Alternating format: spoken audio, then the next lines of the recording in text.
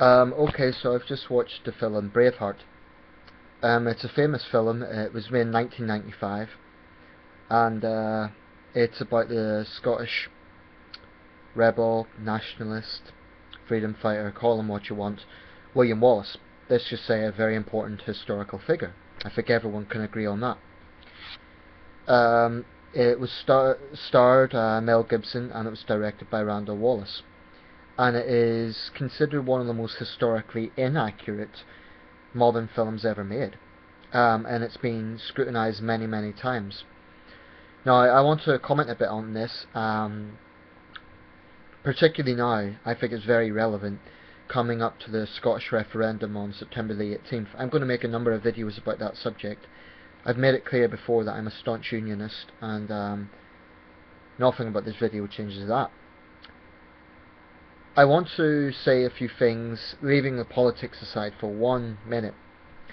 As a film, purely as a spectacle, Braveheart is an impressive film. I think no one can dispute that it has a very moving soundtrack. It has some very memorable scenes. The acting is pretty good. I think Mel Gibson's a good actor. And as a film, it is memorable. Leaving aside all the politics and all the historical inaccuracies, of which there are many, it is actually a good film. Now, I believe other unionists would agree with that. As a film, it's a good film. And I admit, as a child, I was really taken in by it. It's one of the earliest films I saw. I mean, I probably shouldn't have watched it as a child because it's full of blood and gore and violence, but it is a very moving film. Now, when I first saw this, I was too young to really understand the historical significance of it. I've always been interested in history as far back as I can remember, but I was blindly taken in by the power of Hollywood at that time. I'm talking a long, long time ago. I'm 28 years old now. I'm talking about when I was 14, that sort of age. As a Celt myself, it's a film that moved me, and if I had the sort of mentality now that I did then, I'd be supporting Scottish independence on that sort of sentimental reaction. Because I honestly believe a lot of Scottish nationalists are living in the mists of Bannockburn. Anyway, as a film, it's memorable. Great soundtrack, some very impressive scenes, etc. But as a historical interpretation, it is deeply flawed. And what I'm going to do now is quote just some of the flaws with this film. By the way, I'm not saying the entire film was wrong. To play the devil's advocate for a second, some of the things they did get right was a period costume. That was roughly correct. The sort of violence of medieval battle, that wasn't exaggerated. Medieval battle really was a brutal thing. The sort of weapons that we used, they were accurate. So, from that point of view, that was accurate. But the film is riddled with historical inaccuracies. What I'm going to do now is analyse some of them. This is from Wikipedia. And if you're saying, oh, Wikipedia is flawed itself, well, there's plenty of other sources for this, so say what you want, but this has been scrutinised many times. Okay, so I'm just going to read directly here from Wikipedia. Randall Wallace, the writer of the screenplay, has acknowledged Blind Harry's 15th century epic poem, The Acts and Deeds of Sir William Wallace, Knight of Elderslie, as a major inspiration for the film. Now, the important thing about this is my words, Blind Harry was writing almost 200 years after William Wallace died. So Randall Wallace was relying, by the way, no relation to William, incidentally. Randall Wallace is from Tennessee. He was relying largely on a source that was 200 years after the subject died. In defending his script, Randall Wallace has said, "Is Blind Harry true? I don't know. I know that it spoke to my heart, and that's what matters to me, that it spoke to my heart." Well, that's an almost childish response, in my opinion. It just doesn't sound professional. Blind Harry's poem is not now regarded as historically accurate, and although some incidents in the film which are not historically accurate are taken from Blind Harry, such as the hanging of Scots nobles at the start, there are large parts which are based neither on history nor Blind Harry, such as Wallace's affair with Princess Isabel. Elizabeth Ewan describes Braveheart as a film which almost totally sacrifices historical accuracy for epic adventure. The Braveheart refers in Scottish history to that of Robert the Bruce, and an attribution by William Edmondson Ayton in his poem Heart of Bruce to Sir James the Good. Pass thee first, thou dauntless heart, as thou wert wont of yore, prior to Douglas's demise at the Battle of Tebet in Andalusia. Right, I'm not going to read everything here because a lot of this isn't directly connected to critique. Well, actually, I mentioned earlier the historical dress is accurate. Maybe not necessarily so. Sharon Crosa notes that the film contains numerous historical errors, beginning with the wearing of belted plaid by Wallace and his men. In that period, and we're talking the late 13th century, early 14th century, no Scots wore belted plaids, let alone kilts of any kind. Moreover, when Highlanders finally did begin wearing the belted plaid, it was not in the rather bizarre style depicted in the film. She compares the inaccuracy to a film about colonial America, showing the colonial men wearing 20th century business suits, but with the jackets worn back to front instead of the right way around. So she's saying it was so inaccurate that that's the sort of comparison. The events aren't accurate, the dates aren't accurate, the characters aren't accurate, the names aren't accurate, the clothes aren't accurate. In short, just about nothing is accurate. The belted plaid was not introduced until the 16th century. Peter Traquair has referred to Wallace's farcical representation as a wild and hairy Highlander painted with woad, 1,000 years too late, running amok in a tartan kilt, 500 years too early. Woad is that sort of blue body paint that was used by ancient Britons, which you can see in the film King Arthur. In 2009, the film was second on the list of the most historically inaccurate movies in the Times. In the 2007 humorous non-fictional historiography, An Utterly Impartial History of Britain, author John O'Farrell notes that Braveheart could not have been more historically inaccurate, even if a plasticine dog had been inserted in the film and the title changed to William Wallace and Gromit.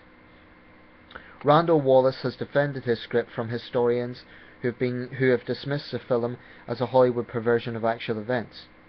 In the DVD audio commentary of Braveheart, Mel Gibson acknowledges many of the historical inaccuracies, so that's citation needed, but defends his choices as director, noting that the way events were portrayed in the film was much more cinematically compelling than the historical fact or conventional mythos.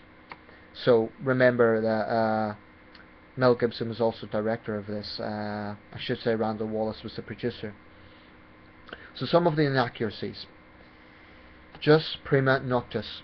Edward Longshanks, Edward I, King of England, is shown invoking the right of jus prima noctis, allowing the lord of the medieval estate to take the virginity of his serfs' maiden daughters. Critical medieval scholarship regards this supposed right as a myth. The simple reason why we are dealing with a myth here rests in the surprising fact that practically all writers who make any such claims have never been able or willing to cite any trustworthy source, if they have any. So claims for this sort of right are flimsy.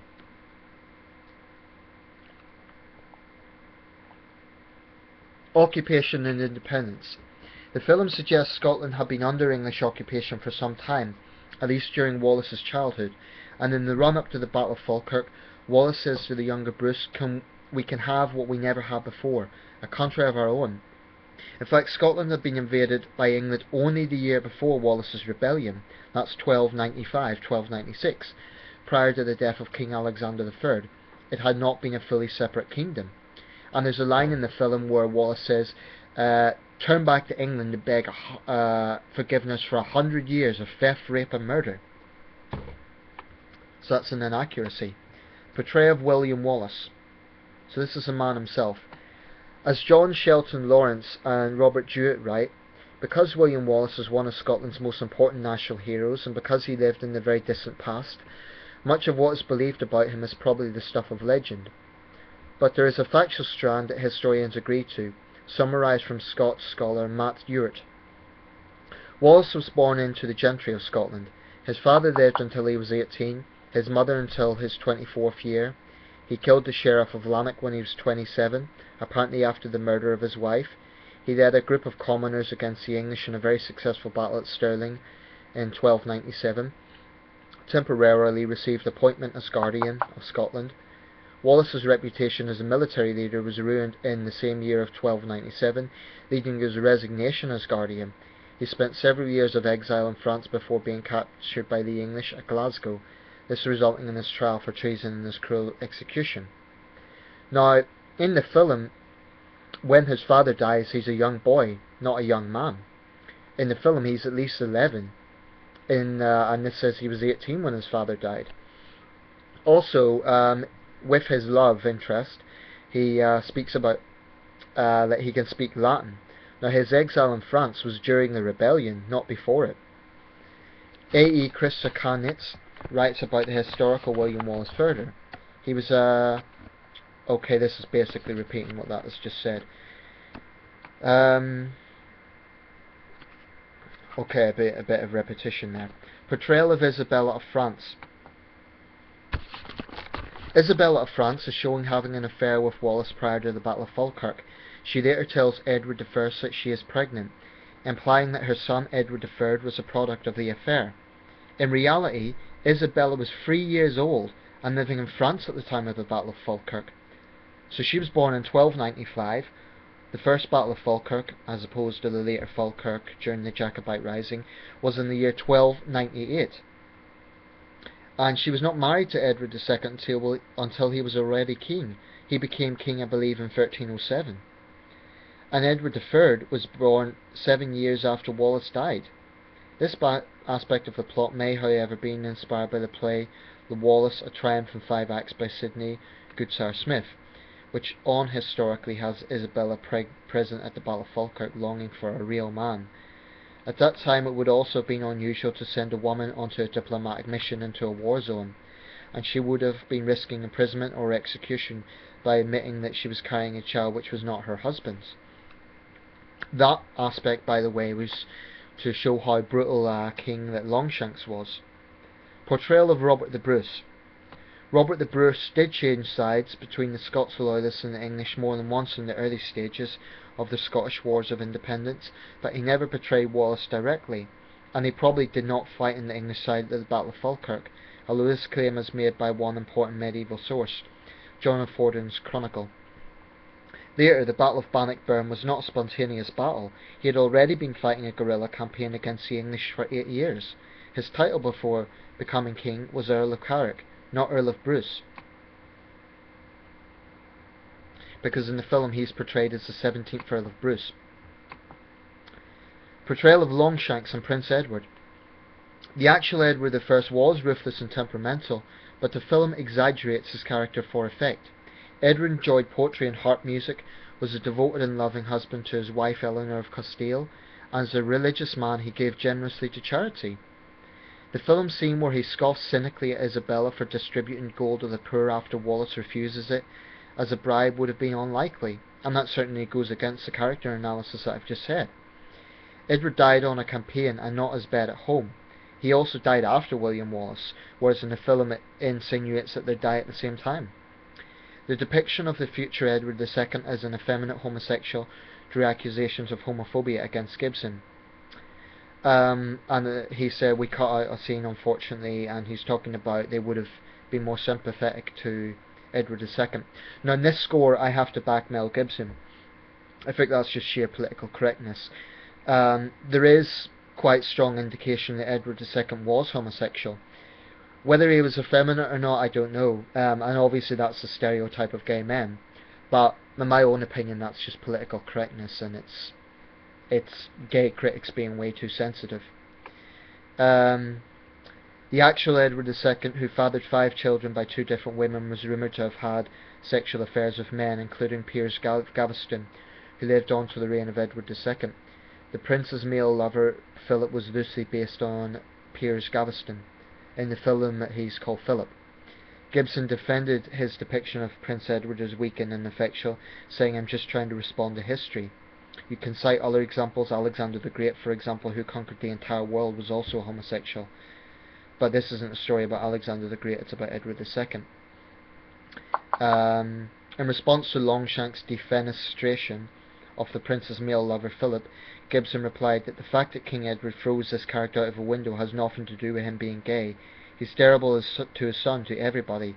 Gibson asserted that the reason that Longshanks kills his son's lover is because the king is a psychopath. Well, there I would back Gibson, because I would say that, you know, the idea that we have the sort of notion of human rights and understanding of equal LGBT rights in the 13th century, I think that's just insane political correctness. I think the people that complain about that need to really understand the context. So that's one area where I would play the devil's advocate and back Gibson. Wallace's military campaign. Bear with me a second. The reference to MacGregors from the next glen joining Wallace shortly after the action at Lanark is dubious, since it is questionable whether Clan MacGregor existed at that stage, and when they did emerge, the traditional home was Clan Orkney, some distance from Lanark. Wallace did win an important victory at the Battle of Stirling Bridge, but the version in Braveheart is highly inaccurate, as it was filmed without a bridge, and without Andrew Maury, joint commander of the Scots army, who was fatally injured in the battle. Later, Wallace did carry out a large-scale raid into the north of England, but he did not get as far south as York, nor did he kill Longshank's nephew.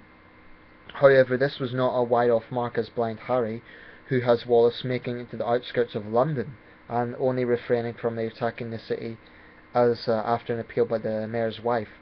The Irish conscripts at the Battle of Falkirk are also unhistorical. There were no Irish troops at Falkirk, although many of the English army were actually Welsh, and it is anachronistic to refer to conscripts in the Middle Ages, although there were feudal levies. In the film there's a whole scene where it shows one of Wallace's friends, an Irishman, convincing the entire Irish conscripts to shake hands with the Scots on the battlefield, like Celtic brotherhood, and it's just a lot of exaggeration, basically. Finally, accusations of Anglophobia. A number of sectors of the press have raised this remark. Sections of the English media have accused the film of harbouring Anglophobia. The Economist called it xenophobic, and John Sutherland, writing in The Guardian, stated that Braveheart gave full rein to a toxic Anglophobia. According to the Times, MacArthur said that the political effects are truly pernicious. It is a xenophobic film. The Independent has noted the Braveheart phenomenon, a Hollywood-inspired rise in Scottish nationalism, has been linked to a rise in anti-English prejudice. Contemporary Scottish writer and commentator Douglas Murray has described the film as strangely racist and anti-English. Well, my own stance on that is that I don't think you can accuse a film of necessarily promoting racism, but I think there's certainly tinges of xenophobia in the film. Having said that, these were very brutal times, and there were atrocities on both sides. So I don't think we should go too far the other way and make the English out to be angelic, because they weren't. Likewise, though, the Scots were not angels either. This was a very brutal war, and what isn't spoken about in Braveheart is actually, much earlier, in the 11th century, there were Scottish raids on Northumberland, England. It was England at that time. It was England unified in 927. I believe under King... I might be getting this wrong, but I believe it was one of the Donalds, King Donald II. Don't quote me on that, I don't know exactly, but I do know there were Scottish raids into England in the 11th century. So the idea that it was the Scottish subjugated and all the massacres were one-sided is completely false, and I'm a Celt. So in short, Braveheart as a film is moving. It's got very powerful battle scenes, but as a piece of historical... as a historical depiction, it is deeply flawed, and we must not forget that fact. And I honestly believe that Scottish nationalists, not all of them, but a lot of them, are living in the mists of Bannockburn. The actor who played Robert the Bruce, it's just been reported, has come out for the Yes campaign. Well, that's his right, but there's a lot of Scottish nationalists who are basically anti-English racists, and I'm going to make another video about just how vicious some of these cyber nats are.